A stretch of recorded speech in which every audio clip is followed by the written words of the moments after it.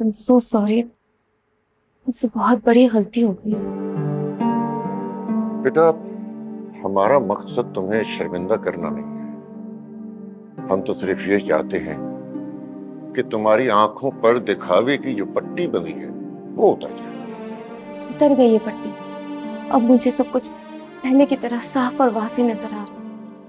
खुश रहो बेटा।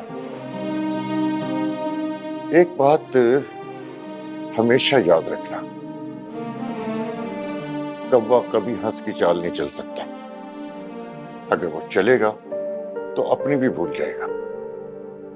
हम पराये लोगों का लाइफ स्टाइल तो कॉपी कर सकते हैं, लेकिन हमारा समाज उसे कबूल नहीं करेगा।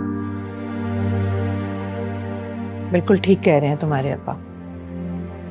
सीरत और कलीम भाई ने अपने बच्चों को मुनफरिद और सबसे अलग नजर आने के शौक में बागी बना दिया। वो ना अपने माँ बाप के कहने में ना ही उनकी सुनते हैं। उनके बच्चों को लगता है कि वो परफेक्ट हैं। उनके माँ बाप पुराने ख्यालात के मालिक हैं, जाहिल हैं, गंवार हैं।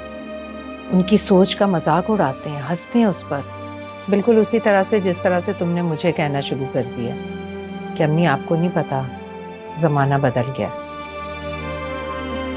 अम्मी, मैंने कहा ना मुझसे गलती हो गई, मुझे माफ कर दीजिए।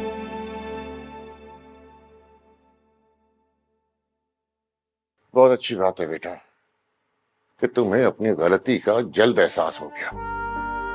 देखो, कामयाब होना, कुछ बन के दिखाना, कैरियर ओरिएंटेड होना कुछ गलत नहीं है।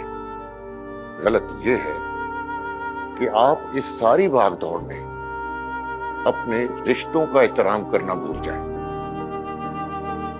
माँ बाप और रिश्तों से बढ़कर कुछ भी नहीं होता। तुम्हें पता है बेटा, सीरत और कलीम भाई ने दूसरों के घरों में आना जाना क्यों शुरू कर दिया था?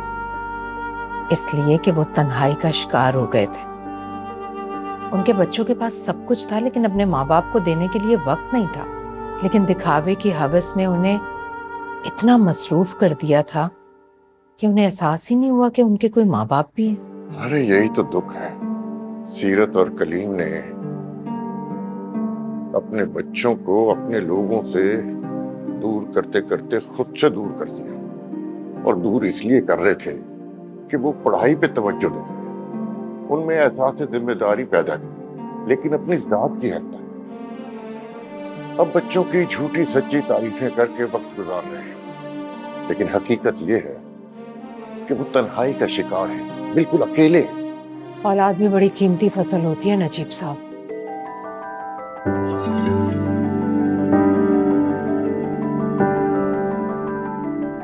जब हम उसकी पनीरी लगाते हैं तो उसमें प्यार, मोहब्बत, मुरव्वत और सबसे बढ़कर रिश्तों का एहसास डालना चाहिए, वरना फसल काटते वक्त खसारा हाथ आता है। ठीक कहती हो।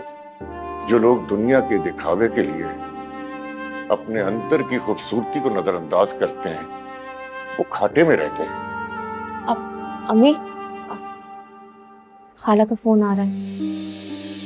अब वो शादी की तारीख के बारे में पूछ रही होगी, क्या कहूँ मैं उसे?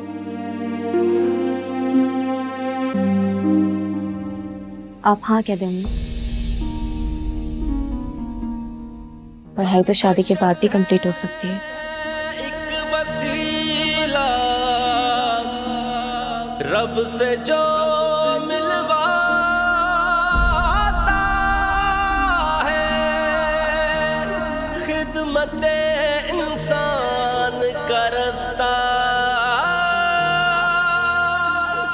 खुदा तक जाता है।